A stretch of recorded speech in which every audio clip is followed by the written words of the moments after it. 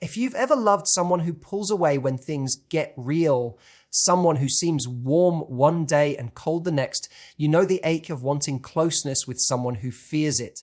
But here's the truth: even avoidants want love. They just fear what it costs them.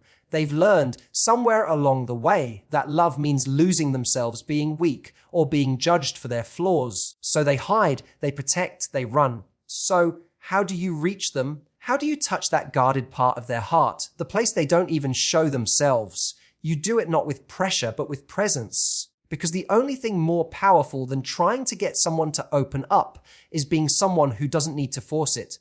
Start here. Don't chase their approval. Stand still in your own worth. The safest person in the room is the one who doesn't panic when love feels uncertain.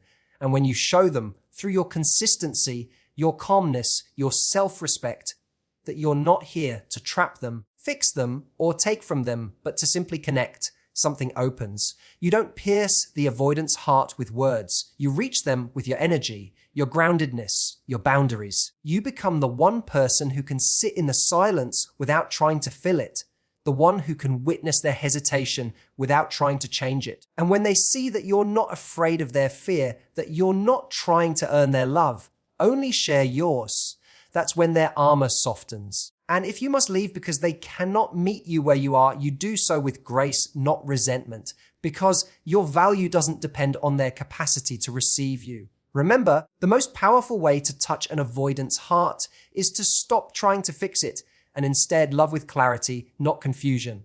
That's how you become unforgettable, not just to them, but to yourself. Avoidants are often misunderstood in relationships. On the surface, they can appear cold, distant, or emotionally unavailable, but underneath that exterior is often someone who craves connection as deeply as anyone else. The difference is they associate love not with safety, but with danger. Somewhere along their journey, they internalize the idea that closeness is a threat, something that could cost them their independence, their control, or their emotional stability. This fear doesn't mean they're incapable of love. It means that love feels unsafe. Many avoidants grew up in environments where vulnerability was punished, ignored, or used against them. They may have had caregivers who were emotionally inconsistent, present one moment, rejecting the next. This taught them that opening up is risky. So, instead of leaning into love, they learned to protect themselves by pulling away. Intimacy triggers alarm bells. The more emotionally closed they feel to someone, the more likely they are to retreat, because closeness awakens old wounds they don't know how to deal with. What's important to understand is that this reaction isn't about you. It's not a judgment of your worth, and it's not necessarily even about the relationship. It's a self-protection mechanism developed long before you ever entered the picture. The avoidant person is often battling an internal war. Part of them deeply wants to connect, while another part is terrified of what connection might bring. They want to love and be loved, but only if it doesn't cost them their sense of control or expose them to the kind of emotional chaos they've tried to escape all their lives. This push-pull dynamic can be incredibly confusing for partners. One day the avoidant may seem fully present, laughing with you, holding your hand, opening up. The next day they may withdraw, go silent, or pick fights over trivial things. It can feel like you're being emotionally whiplashed, but what's happening beneath the surface is that their nervous system is being flooded. The very experience of closeness that most people find comforting feels threatening to them. Their withdrawal is not always calculated. It's often a reflex, a way to get space so they can feel regulated again. That doesn't make it any easier to deal with, of course. Loving someone who's avoidant requires a kind of emotional maturity and self-awareness that not everyone is ready for. It means not personalizing their behavior even when it hurts. It means staying grounded in your own emotional security rather than trying to manage theirs. Most importantly, it means recognizing the humanity behind their defenses. Avoidants are not unfeeling. They're not broken. They're scared. And fear doesn't always look like tears and trembling. Sometimes fear looks like silence. Sometimes it looks like sarcasm, indifference, or coldness. Sometimes it looks like pushing you away just when things were finally getting good. But inside, there's often a longing to be seen, to be known, to be loved, without pressure, without expectation, and without the fear of being consumed. If you can see the avoidant not as someone who doesn't care, but as someone who's afraid to care too much, you begin to change the dynamic. You stop reacting to the surface behavior and start responding to the fear underneath. That's where real intimacy begins. Not through forcing someone to open up, but through creating the kind of environment where opening up feels safe. Because even the most avoidant heart softens in the presence of someone who truly understands. In relationships, people often believe that the right words, perfect timing, or a well-constructed argument can break through emotional walls. But when it comes to someone with an avoidant attachment style, logic and persuasion often fall flat. It's not that they aren't listening, it's that their nervous system is hyper alert to threats, and emotional intimacy to them can feel like one of the biggest. In that state, words don't register the way you might hope. Their defenses are already up. What gets through isn't what you say, but how you show up. It's your energy, calm, stable, self-contained, that speaks louder than any plea or promise ever could. This is where presence becomes more powerful than persuasion. You don't earn trust with speeches or explanations. You earn it by showing that your love doesn't come with panic, pressure, or neediness.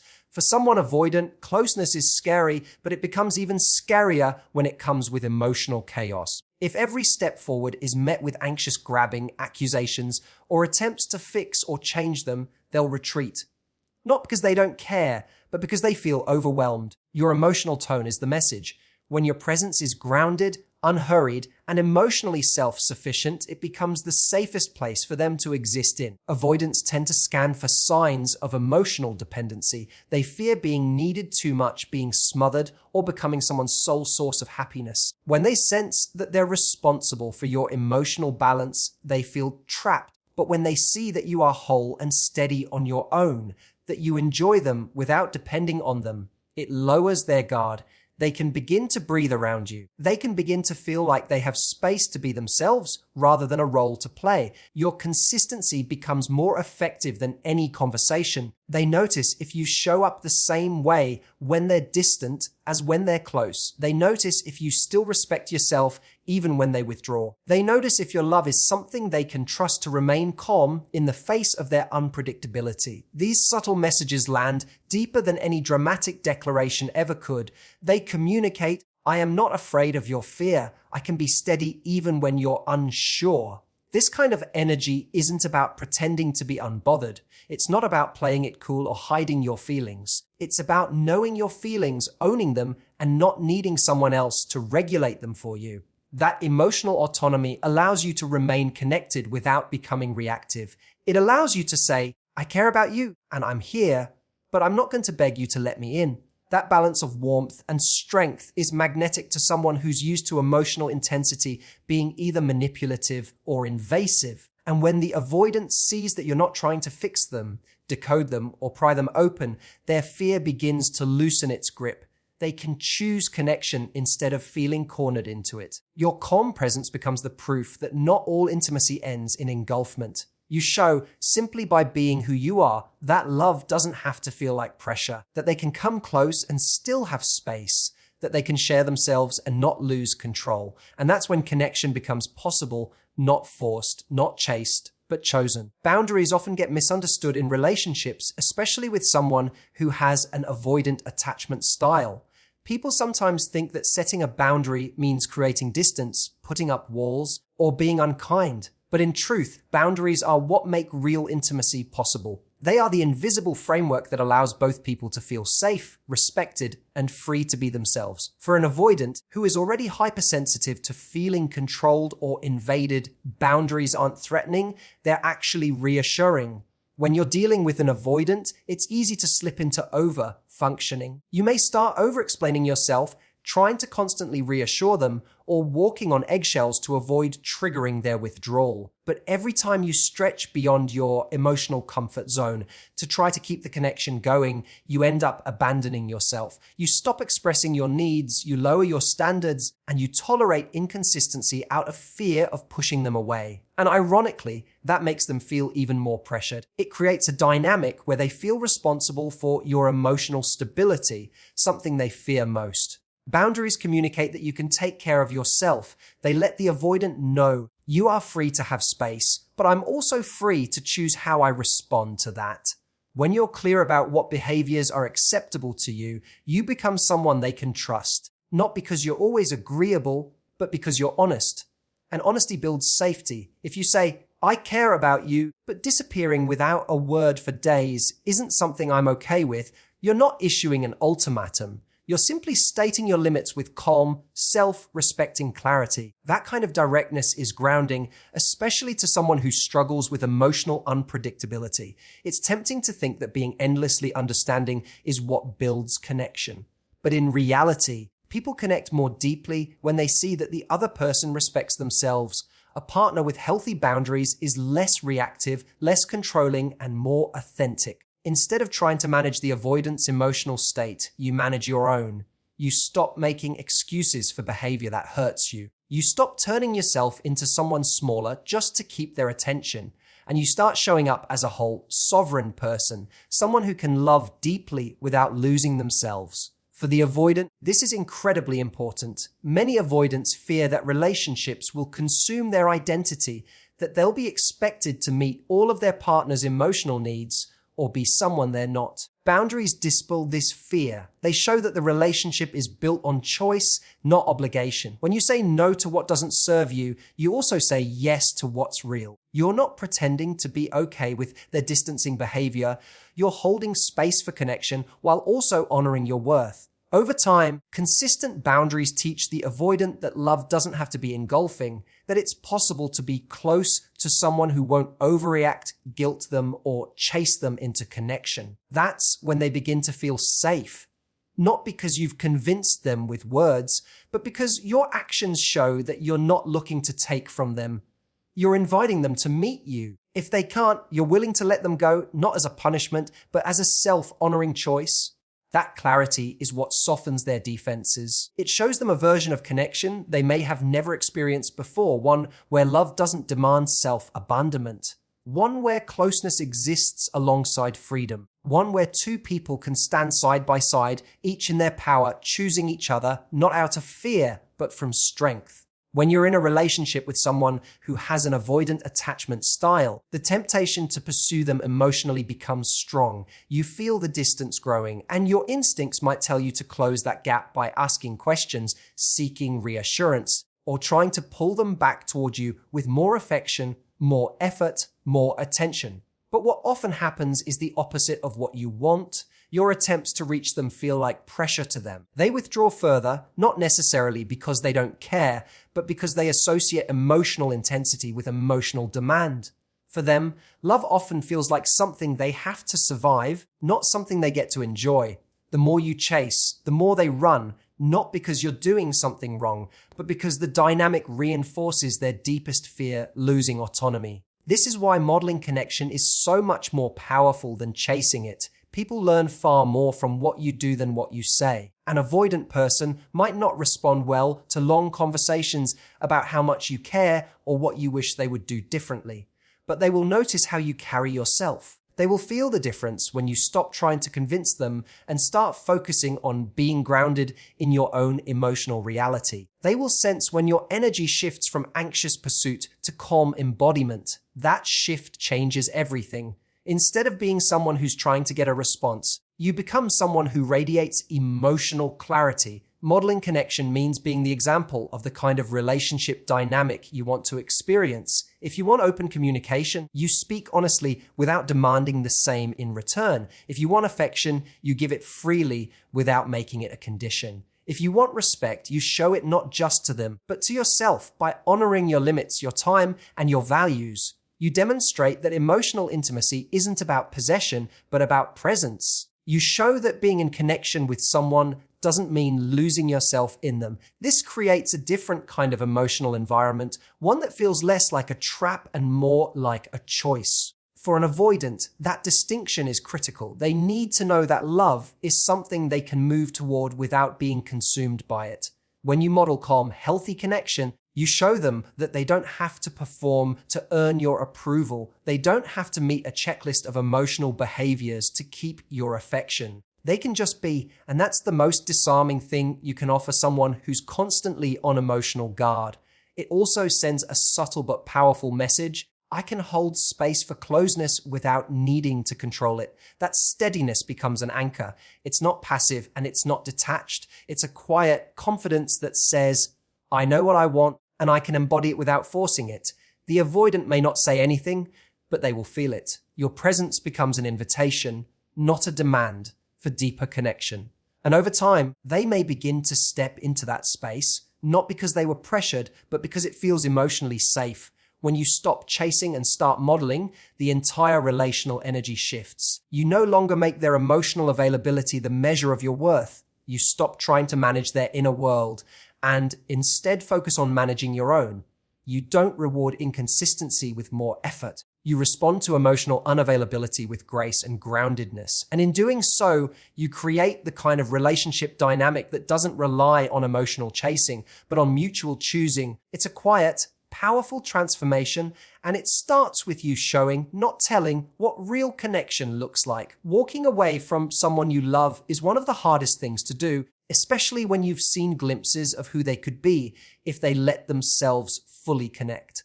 But when you're in a relationship with an avoidant, there may come a time when you realize that no amount of patience, love, or effort can bridge the emotional gap if they are unwilling to meet you halfway. It's natural to feel frustration, sadness, and even resentment when you're consistently showing up and the other person continues to keep you at arm's length. But how you leave matters. Walking away with grace instead of bitterness doesn't just protect your dignity. It also reflects a deep level of self-respect that resonates long after you're gone. An avoidant partner is often hyper, attuned to emotional pressure. When you leave in anger or make your exit about proving a point, it reinforces their core fear that relationships are volatile, that closeness leads to pain, and that they were right to keep their distance. But when you leave without hostility, when you make the decision not as an emotional outburst, but as a conscious act of self-care, it hits differently. It challenges their narrative. It says, I love you, but I love myself enough not to wait indefinitely.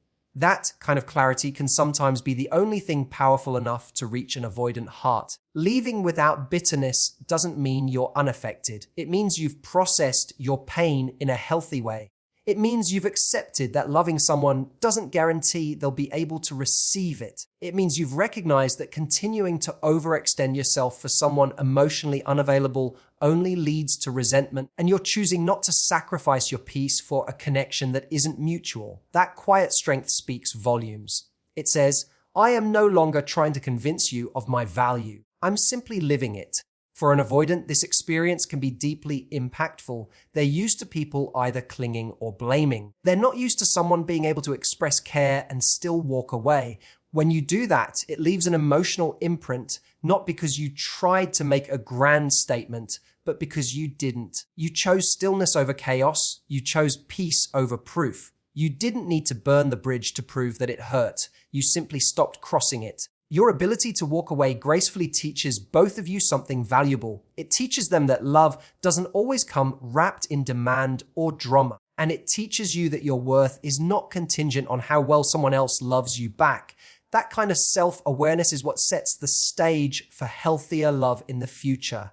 Whether it's with them, should they grow and return, or with someone new who's ready from the start. What this really comes down to is the difference between reaction and decision. A reaction is emotional, impulsive, and messy. A decision is centered, clear, and self-honoring. Walking away from someone who cannot meet your needs isn't a punishment to them. It's a gift to yourself. It says that your time, your energy, and your love are sacred, and they will not be spent in places where they aren't reciprocated. When you choose to leave with compassion rather than contempt, you reclaim your power. Not the power to change them, but the power to choose yourself. And in doing so, you remind yourself that love isn't about proving your worth to someone who won't see it. It's about knowing it so deeply that you're willing to walk away when it's not returned. That's not weakness. That's self-respect in its purest form. The truth is, touching an avoidant's heart isn't about fixing them, changing them, or chasing them. It's about becoming the kind of person who doesn't need to. You don't create deep connection by pulling someone closer against their will. You create it by standing firmly in your own emotional integrity, by being calm when they panic, present when they pull away, and strong enough to walk away when they can't meet you. You touch their heart not through pressure, but through patience, not through pursuit, but through peace. And the deepest part of their heart It's not unlocked by force. It opens gently in the presence of someone who doesn't demand, but understands. Thank you for being here, for listening with openness, and for choosing growth over games. If you've ever loved someone who made you question your value, remember your clarity is your power and your presence is your gift. Never underestimate the impact of standing in your worth. Whether you're learning to love someone avoidant or you're learning to walk away with grace, know this: you deserve love that feels safe, mutual, and free. Take care of your heart, protect your peace. And as always, thank you for giving your time to something that serves your healing and strength. Until next time, take care and keep choosing you.